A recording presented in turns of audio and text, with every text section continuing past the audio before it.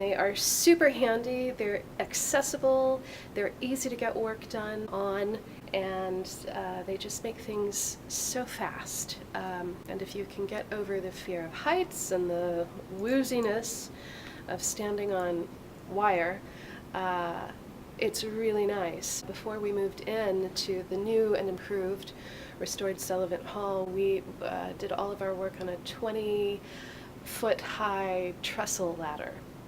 And we were asking students who are not familiar with production work to carry 12, 15-pound instruments up as they're hanging on with one arm.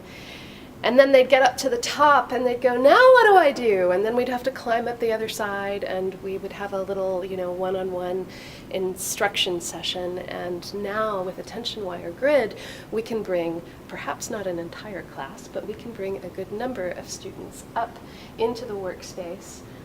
And we can actually move our classes into the grid, and really it becomes a very practical teaching tool. One of the nice things about the tension wire grid is that it appears much more like a finished ceiling or finished space than the structure of catwalks typically do.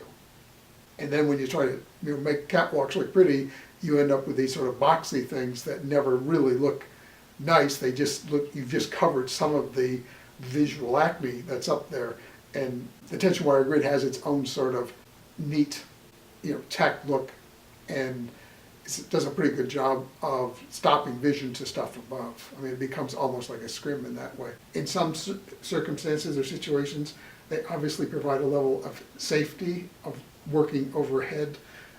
They're clearly transparent to sound, so they become less of an acoustical obstruction when that's an issue, and they certainly provide flexibility for lighting from any position.